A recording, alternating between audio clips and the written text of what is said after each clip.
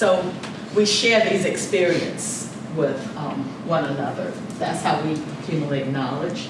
And then formal knowledge, such as what you get in workshops and conferences such as this one. But of course, at institutions such as our schools, our churches, or any other formal place where we get information. But most of our information about life, and if you want to say most of our information about race, is from the mass media. And does that make sense, that it's going to come from the mass media? We can't get to every place all the time. Even I work on this campus, and my days are spent in my office or in a classroom, and then going across over to my car. There are a lot of things, or even on this campus, I don't know about. And I've been here for almost 30 years, still don't know about them. So obviously, our schedules will not allow us to get to all those places. So we have to rely on the media. By media, a lot of times we think about television, and yeah, that's a very important source. But books, billboards, ads that we see on billboards, of course, radio, of course, the newspaper. Maybe the music we listen to.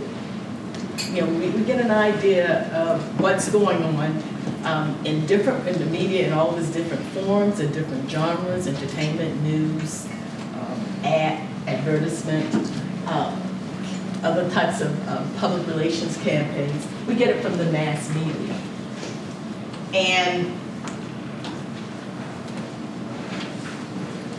I want to show you some photos of what we see. And this is, you can really spend all day with flashing images of what we see in the media and a few of what we don't see. I want to look at what we see. This is what we see. But we don't see enough of this. These images, flashing.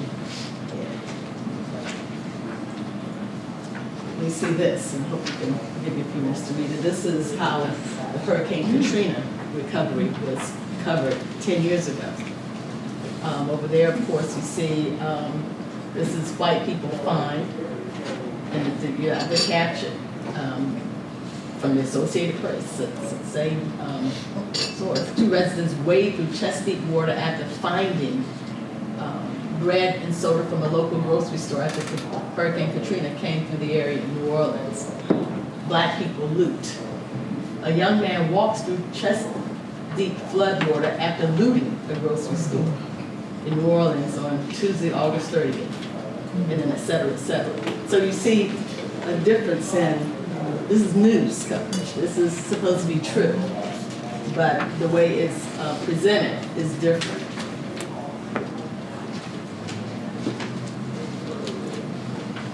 But we don't see. Now this is an ad, but so because we don't see enough of this. This is a man who apparently looks like he's with his children. Black male with his 2 children. A lot of times we see a black female with her 2 children. And usually, a lot of times we see her alone with the children, not with a black male and female, but a black male with his 2 children. You don't see enough of that. And also, this is what we see. And this is an example of Native Americans being, the way the media portrayed Native Americans. And the cartoon speaks to the issue of the Native American mascots that have gotten a lot of attention recently. Well, over the years, there really seems to be more attention to that now. But you see these things. Maybe a little basics for that. Why do we see things this way? And this is not anything new to us. And how many of you have heard of the Kerner Commission report? That was almost 50 years ago when it came out. This is in back in 1968. The purpose of this report was to study the reasons for the rioting that took place, I want to say in Detroit back in 1967. And to come up with, it's a comprehensive study as to why did the rioting take place, and what can we do to keep that from happening again. Now, Detroit was not the only place where riots had taken place. I mean, so this was, those types of riots had taken place years. It seemed like every major city in the north would erupt in a riot every summer. And so this time they said, well, what's going on here? Why are we doing that? And one of the, at least 17 chapters in this report, but one of the things that they point to is the media. And does this sound believable to you? The news media's content represented and reflected reality from a white man's perspective. Does that? And what do you, man's perspective? And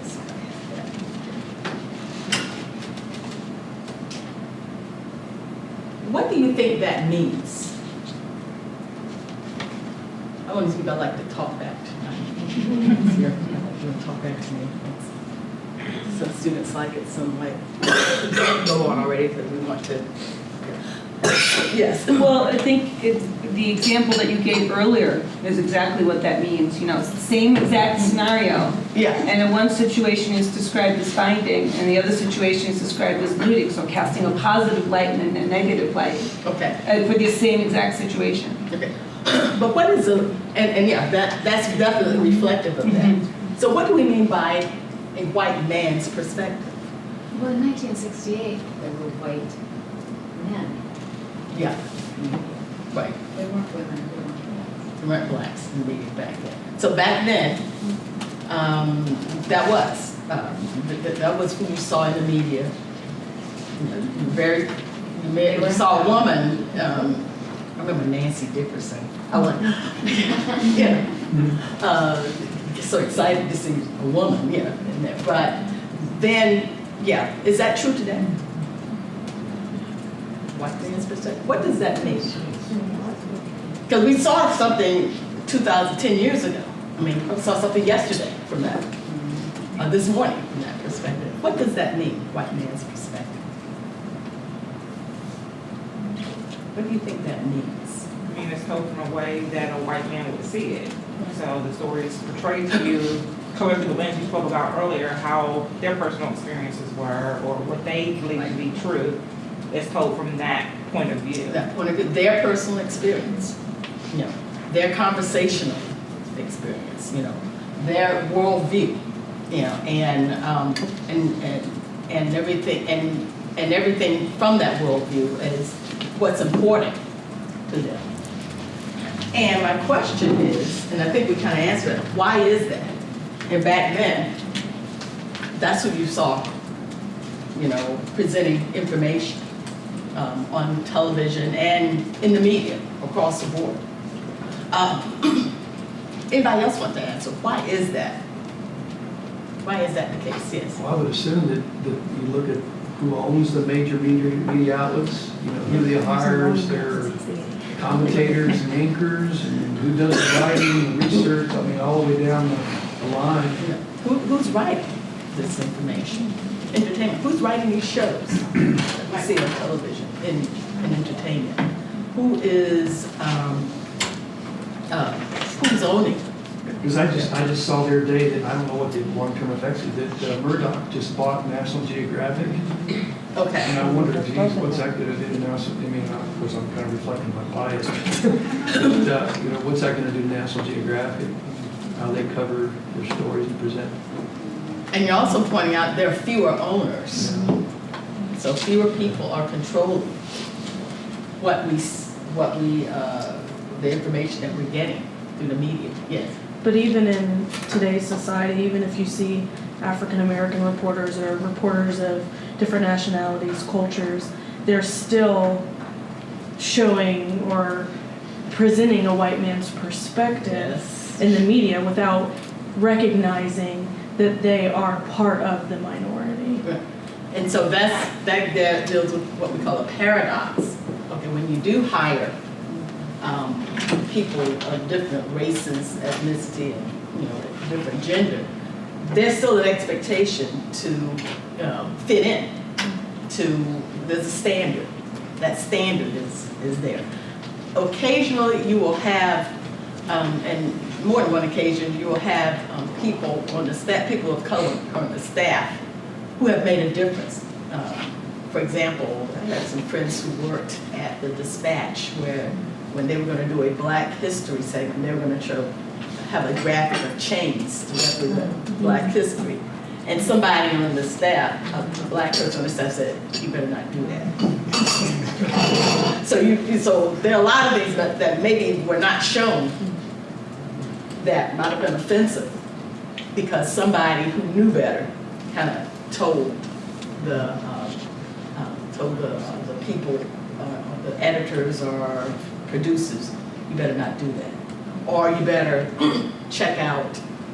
You better pay more attention to this story here because this is important. This is important to a significant segment. I know you don't get it right now, but this, and a lot of times it is." An example of that was, remember when, I cannot think of her name, it was in Texas, she was a singer who was shot by one of her, Selena, I can't think of her name. And the backstory of that was that they weren't going to give that, the media there was not going to give it a lot of attention. Or this is just another singer, I don't know anything about her. And the people who were on the, I think, Hispanic members and some of the African American members of that critical outlet said, "You better pay some attention to this. This is huge." I said, no, you better pay some attention to this. So there is, that helps, but not as significantly as, as we would like for it to help. But it helps to have a diverse staff there. And these are some statistics here, very recent statistics. And we're talking about 1968, and we, more than 40 years out, we're coming up on 50 years out, and the change has been minimal at best, but there has been some change. Women comprise 51% of the U.S. population, but hold less than 7% of all broadcast station licenses. And we're just talking about the traditional media.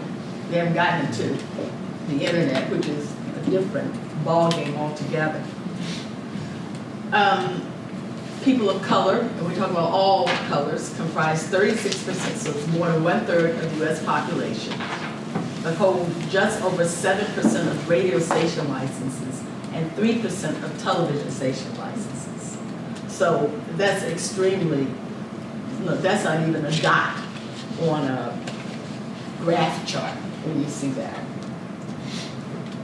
As of 2013, people of color comprise 5.7% of personnel in newspaper newsrooms. So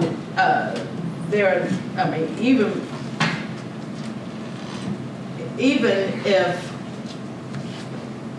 clearly, even if they raised all kinds of cane about the way information is presented, it's very little.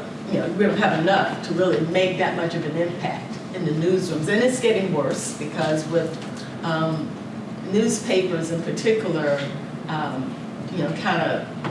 making changes. Some of them are shutting down. A lot of them are laying off their personnel.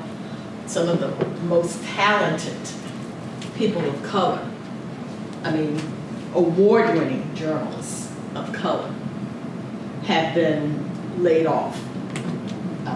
And as along with a lot of other people have been laid off these staffs. And so we're not, you're losing, it's hitting people of color very hard, and it's affecting the way we're getting information across the board. So I want to show you this graphic. And we put a lot of emphasis on the Sunday morning talk shows because supposedly that's where a lot of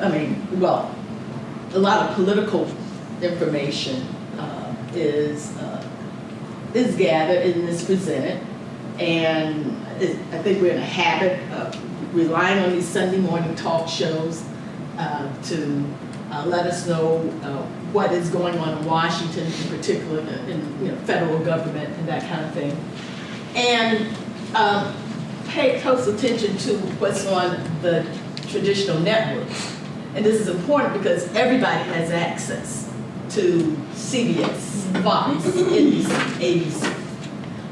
Then you have to have cable, generally for CNN and MSNBC, but it's guaranteed that everybody, if they wanted to watch any of these shows, they are able to watch them on those channels.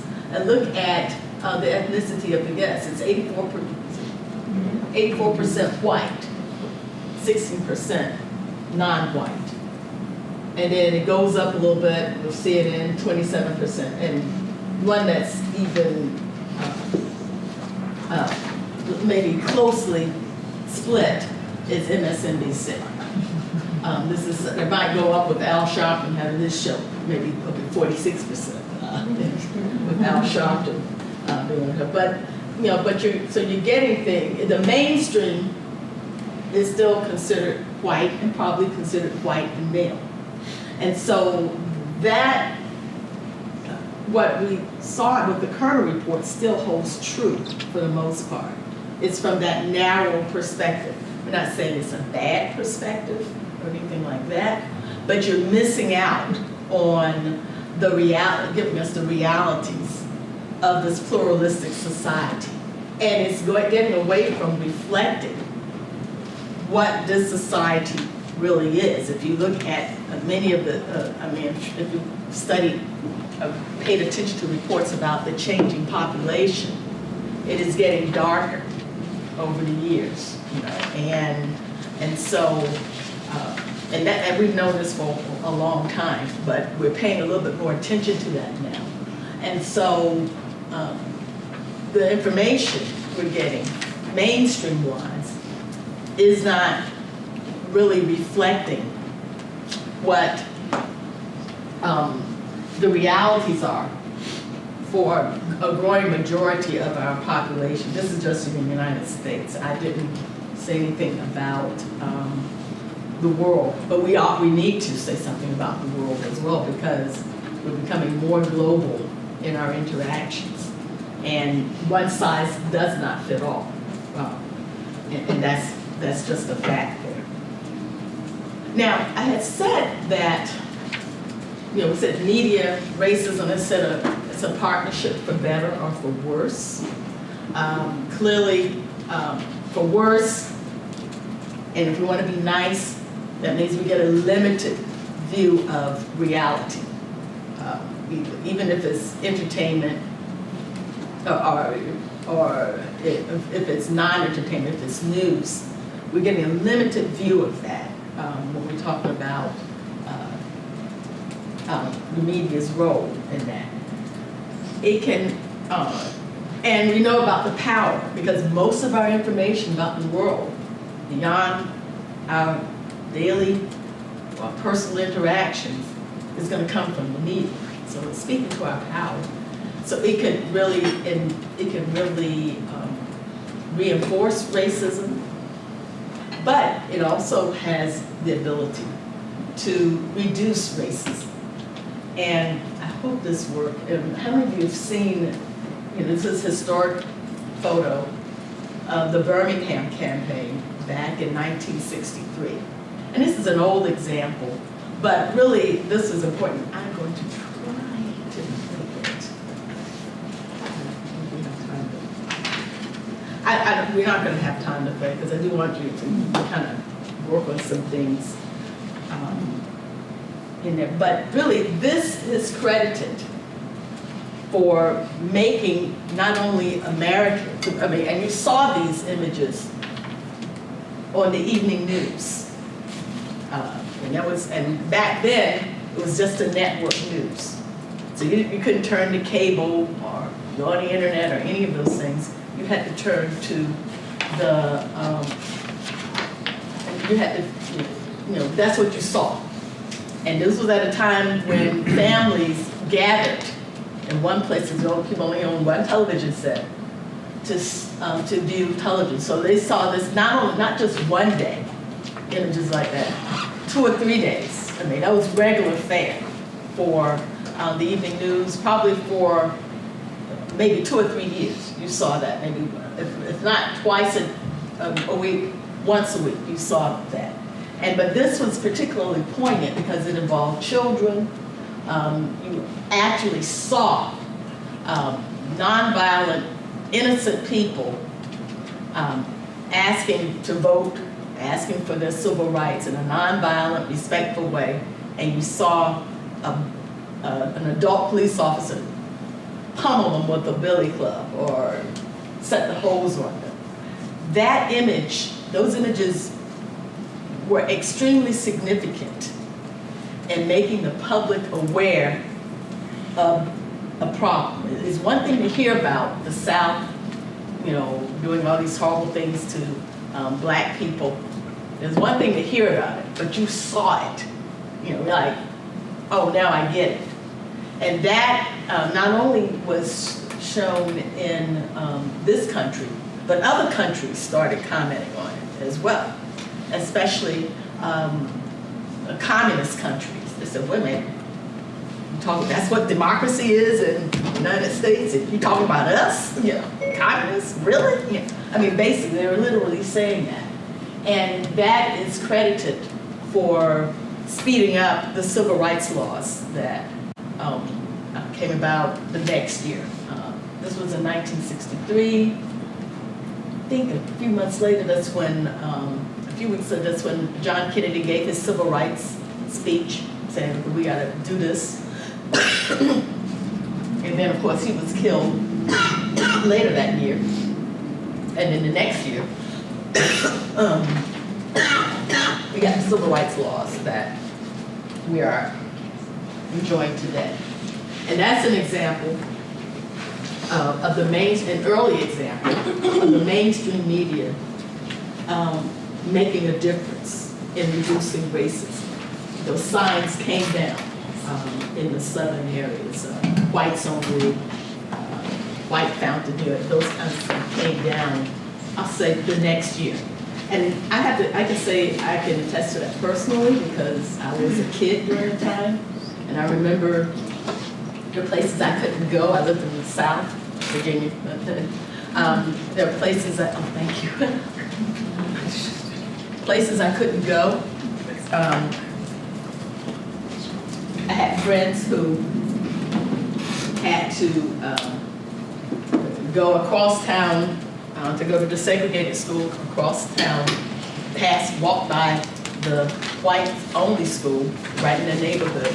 And the next year, my friends who were in my class in 4th grade, well, now we can go to the school in our neighborhood now. So they switched schools and whatnot, and we could go to any movie we wanted to go to. I mean, this is from a kid's perspective.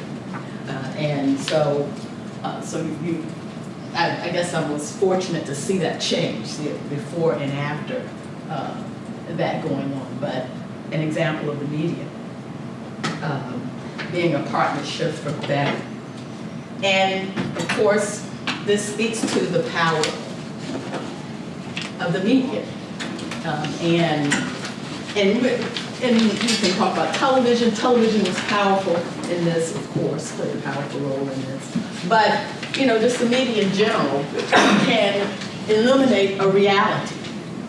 It's one thing to hear about it, but to actually see it, maybe in photos and whatnot, hear people talk about it, who, not just one group of people, but a variety of people talking about it, gets us thinking about it at least. Clearly, it can influence positive change, as that photo showed. It raises awareness of the situation that we weren't not aware of. explains the problems associated with racism, and in many cases, not all cases, can result in changed attitudes, policies, and behaviors. Clearly, that resulted in a changed policy. We got the civil rights law there, and many places that had been once segregated had been, or are now integrated. And, you know, you can put a lot into that, you know, sometimes the attitudes change gradually, but that helps move the needle along in changing attitudes. So, I'm about solutions. And so how do we get the media, more of the media, to use its power to reduce racism? We talked about the climate of the ownership and, you know, the limited perspective that it shows. And then, you know, and I can also show you examples of, you know, racist media that's blatantly racist and whatnot. I mean, there are plenty of those examples. But then I think on a regular basis, you know, when people are quote unquote trying to be subtle about it, what can we do to get the media to do what it really should be doing? We want the media to, you know, be an agent for reducing racism because that's our frame of reference in many cases. So one of the things that, and I call it talking back to the media, is that one of the things we need to do, and social workers, have some media literacy. How does the media operate? You know, what goes into decisions to select this type of content versus another type of content? You know, what went into the mind of them not to pay a lot of attention to Selena? You know, they viewed her as, I think she's Mexican singer. I ain't never heard of it. It wasn't anybody that crossed over to the mainstream, so why should we care about that? It was just ignorance on the part of the people there. Fortunate there was somebody in the house within the who knew something about Selena. But what if no one was there? How do media operate? You know, media literacy. Who makes those decisions? What qualifies as, if it's in a news setting, what do they consider to be news in general? What time do they, what are the deadlines? So when is the best time to pitch an idea to the media? When is a bad time to do that as well? Of course, you know, you need to write, call, email, tweet appropriate media personnel. So who are they? You know, what people do you write? Now, a lot of places in the news media, the reporters will have their own email, and so you can just email the reporters individually. Also, in terms of how the media operate, what's important to the media? What's important to NBC? Ratings? Ratings. And why are ratings? But are they really ratings? Ratings from whom? Because older people watch more TV. They don't care about it. You get a lot of high rated. You get a high rated show on by and 90% of the viewers are people over 55. They don't care about that. But if you have a low rated show and it's a 19-year-old male, you're interested. What is it that the people 55 over don't care about? Why don't they care about 55 plus people? Because they want to start, the advertisers don't care about it. that so the group. advertisers. The advertisers don't care about that group, because the advertisers want to, they would care about the younger people, because they want to influence their buying habits for a longer period of time. So, now I don't know if that would be interesting to see now that we have the baby boomers in that area, and say, hey, we ain't going anywhere, you know. You know, we're not old, we're just, you know, trying to stay young, we're, you know, hanging in there, you know, use these products. Yeah, we got money, use the products, so, you know, so that might be kind of interesting. But by and large, they want to start those buying habits young, and probably younger the better with those products. So, you know, and so ratings, which ratings do they value, and which ratings they don't value? Build alliances with existing civil rights advocacy organizations. And if you look at, those of you who got the updated handout, on the last sheet is a list of different organizations that may, and I didn't put their website, but you just, you know, just put it in thing. And these are media organizations that are interested in, you know, they're monitoring themselves. You know, they want to do a better job. They want to be more effective. And so those organizations have a say in that. But existing civil rights advocacy organizations like National Action Network, that's Al Sharpton's organization, National Association for the Advancement of Colored People, Southern Christian Leadership Conference. So all of those organizations have a say-so in racism, you know, have an interest in racism, and Anti-Defamation League, organizations like that, and they have something to say when the media wrongly depicts particular groups. And then these are media organizations, and that should be on that list too, but it's on this as well. These are the advocate for underrepresented groups. These are underrepresented groups of color.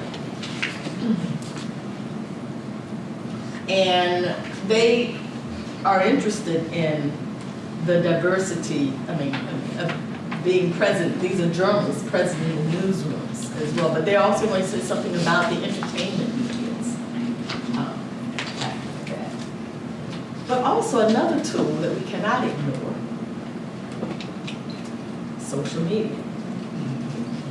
Can't ignore that.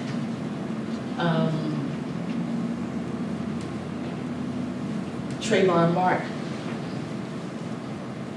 It really didn't get a lot, if you recall, and you can say that social media didn't get credit for this. This incident took place in February. George Zimmerman shot young Trayvon Martin in February. He didn't even get arrested for it until April. Yeah, that was because, and just excuse my bias, but I was one who signed an online petition for that, you know, and social media got that going. That, wait a minute, something's wrong here. This person shot somebody, you know, not in law enforcement. It wasn't arrested for it, you know, not shot and killed somebody and wasn't arrested for it. And mainstream media didn't pay that much attention to it until you had a groundswell from the social media. Same thing with Michael Brown last year. Social media drove that a lot. And so now you have another tool that, you know, that can have its challenges as well, because some people, you know, you can manipulate that too, you know. But you have that other tool to reduce racism. Reduce racism in the media. They're reducing racism across the board, but that's a medium. That's a medium that's out there. And clearly it was reducing racism and the deaths of those two young men. They can also, and there are probably some other cases, those are just two that were pretty recent, that social media have made a difference. Yes. I think also the difference with social media is that it's more immediate, like you can call, you can write, you can go through organizations, but when you get social media, because it's public, that gets the momentum going, and that's something that they have to pay attention to. Oh, yeah. Oh, yeah. Yeah. Yes. And even the use of video now. Yes. Now someone can tweet a video or something and we can see what happened. We can see it. Yeah. And some people have been caught in lies. Right. Because the report said one thing, we have a video that says something different. Yes, so, It's still biased. and the traditional media can't get, now the traditional media can't get to those places that the rest of us are able to get to. I mean, maybe a few of us are able to get to. So it's kind of reversing itself. Yeah. A bit, playing catch up with, okay? Because people have the tools now to, clearly, we can't be at every place at one time, but the traditional media can't either. So you kind of rely on each other. I'm going to,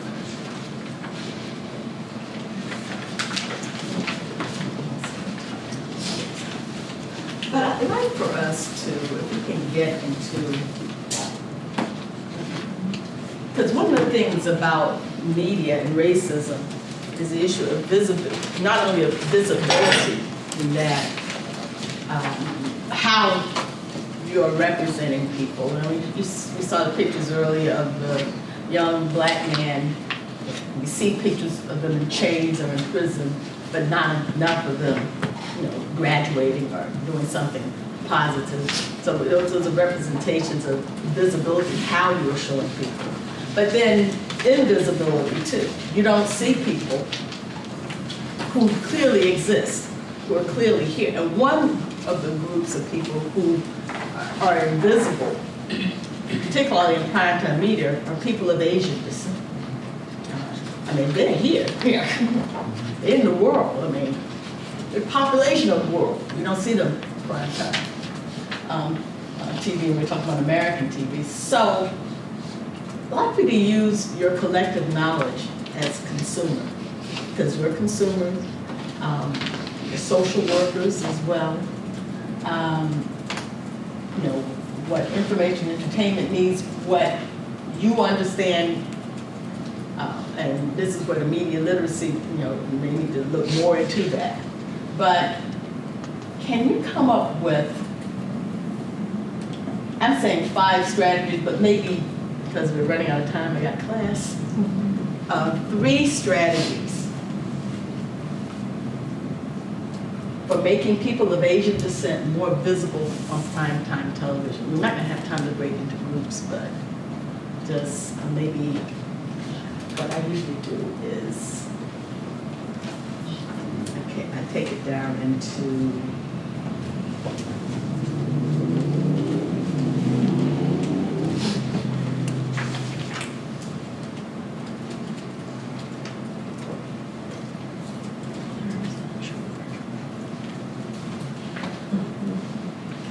what are some things that, if you want to talk back to the media, we want to see more people of Asian descent in primetime television. So what might you suggest take place? What can you do? I would have to start off by saying that I probably don't know enough about what's important to people of Asian descent and what they would want to see. So getting some kind of information. Okay, now this is for a mainstream audience, okay? And so, can I edit a little bit of what you said? You want to make sure you don't put anything that's going to offend. Okay, so you want to learn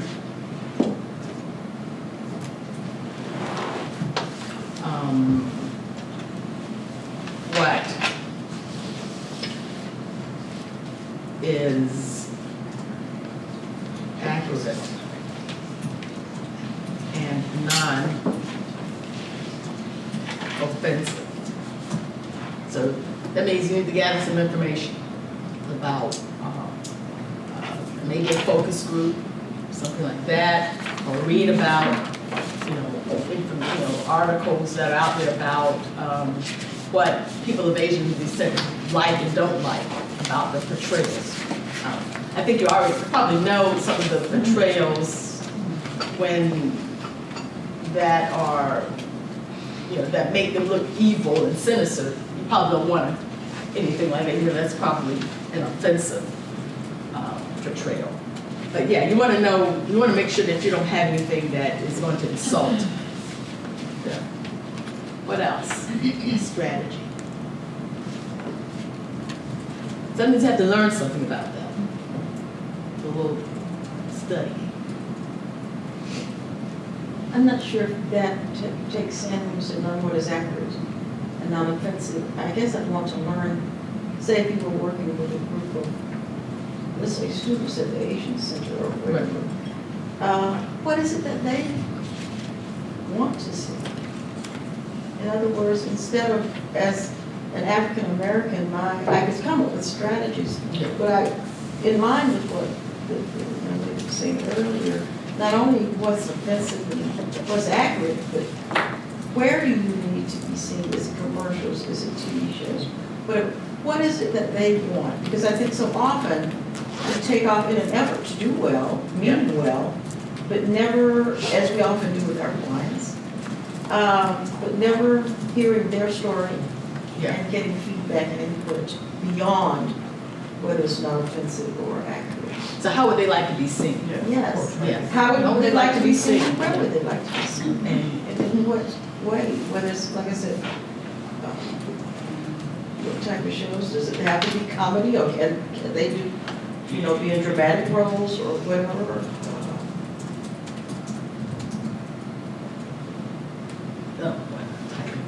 In the dark. But yeah, in what way would they like to be seen? Yeah, we did like to see. So you want to I want to get some direct information from them, from the pool. as opposed to seeing it through my lens. Yeah. I cannot see through my lens as an African American woman and decide I become the expert for every other, even my own racial group. Yeah. And therefore I need to start from a position sort of not knowing. Or not knowing. So you want to be from the ground up. That's just one of, yeah. Yeah, that makes sense. And both of you are saying Yeah, I some of think the things. You want to be accurate, Yeah. not offensive, but what do I want to see? How do we want to see themselves? From them. Anything else you need to consider? How are you going to sell it?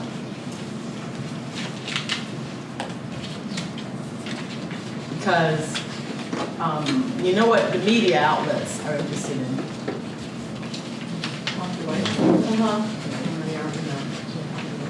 How about knowing their spending power? Yeah, Knowing their spending power, because they're interested in, I had a professor a long time ago when I was in school, who was always putting up the dollar sign on the board. And this is back then we used backboard, every time, the answer. Yeah, I mean, and if you could.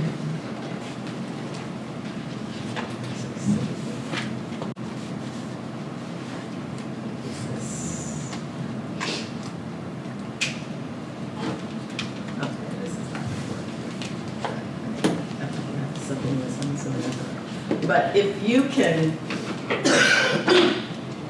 convince them that they're gonna make some money from this, you gotta play into the buying power. These businesses are gonna support these programs, and in this way, you might get somewhere. But you gotta be able, there are lots of ideas that have floated around for decades. And they never make it to in front of the cameras. They stay on the cutting room floor, basically.